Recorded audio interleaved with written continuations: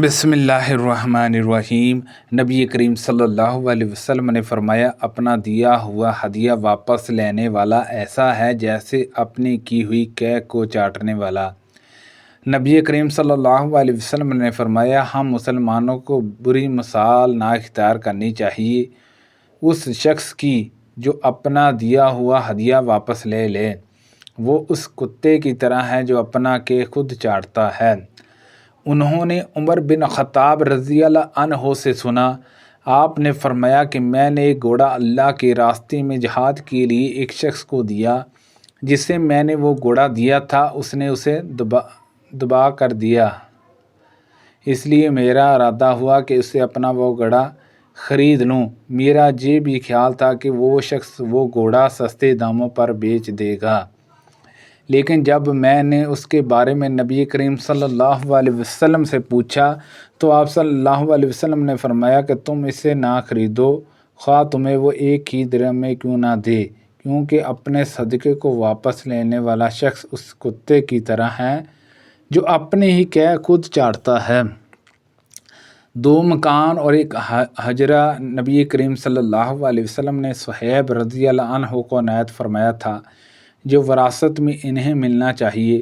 خلیفہ مروان بن حاکم نے پوچھا کہ تمہارے حق میں اس دعوے پر گواہ کون ہے؟ انہوں نے کہا کہ عبداللہ بن عمر رضی اللہ عنہما۔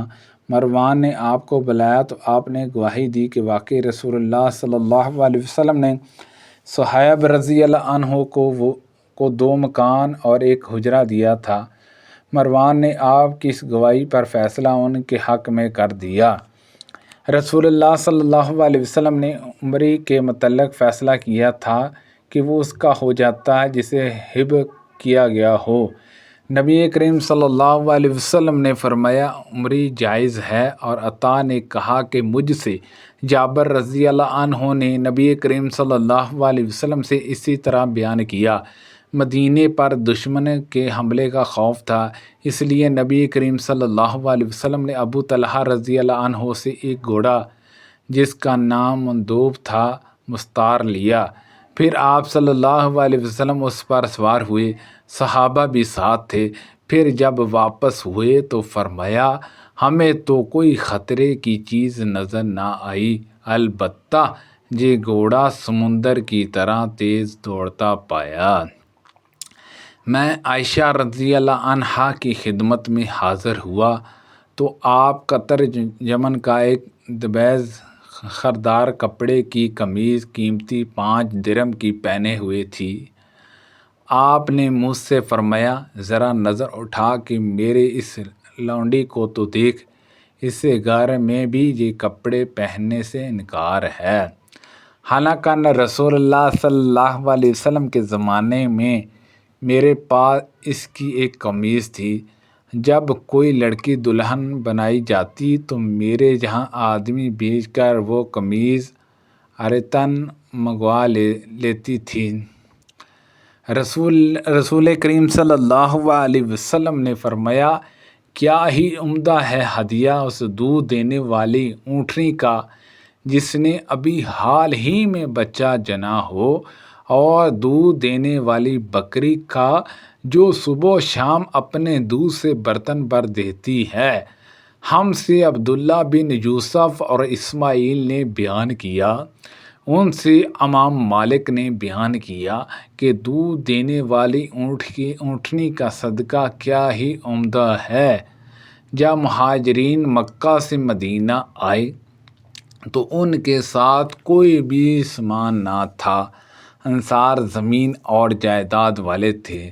انصار نے مہاجرین سے یہ معاملہ کر لیا کہ وہ اپنے باغات میں سے انہیں ہر سال پھل دیا کریں گے، اور اس کے بدلے مہاجرین ان کے باغات میں کام کیا کریں۔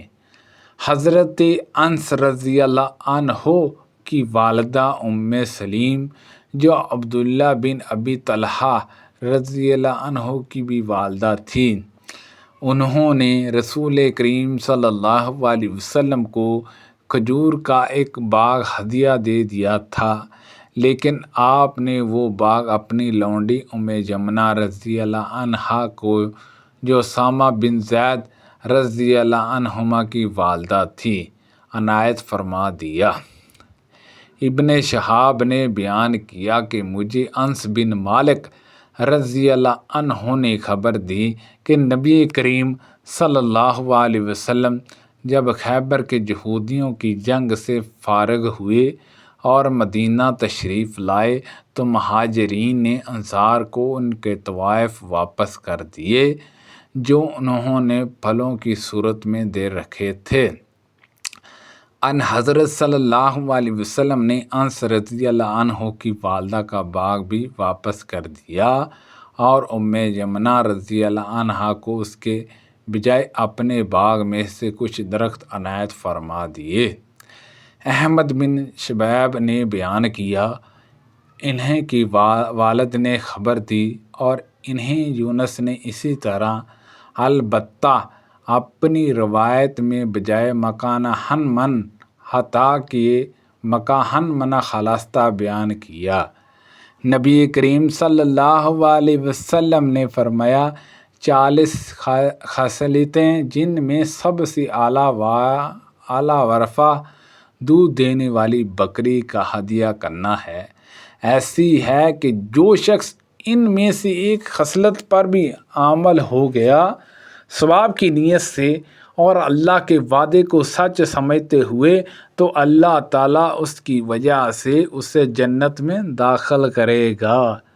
حسان نے کہا کہ دودھ دینے والی بکری کے ہدیے کو چھوڑ کر ہم نے سلام کا جواب دینا، چھینکنے والے کا جواب دینا اور تکلیف دینے والی چیز کو راستے سے ہٹا دینا وغیرہ کا شمار کیا تو سب 15 خصلتیں بھی ہم شمار نہ کر سکے۔ ہم میں بہت سے اصحاب کے پاس فالتو زمین بھی تھی، انہوں نے کہا تھا کہ تہائی یا چوتھائی یا نصف کی بٹائی پر ہم کیوں نہ اسے دے دیا کریں۔ اس پر نبی کریم صلی اللہ علیہ وسلم نے فرمایا کہ جس کے پاس زمین ہو تو اسے خود بونی چاہیے یا پھر کسی اپنے بھائی کو ہدیہ کر دینی چاہیے، اور اگر ایسا نہیں کرتا تو پھر زمین اپنے پاس ہی رکھے رہے۔ سبحان اللہ عز و جل۔ اللہ پاک سے دعا ہے کہ اللہ پاک ان حدیثوں پر عمل کرنے کی توفیق عطا فرمائے۔ صدقہ جاریہ کی نیت سے اسے دوسرے لوگوں تک شیئر کیجیے۔ اللہ پاک ہم سب کو صحت و تندرستی عطا فرمائے۔ آمین بجاہ النبی الامین صلی اللہ علیہ وسلم۔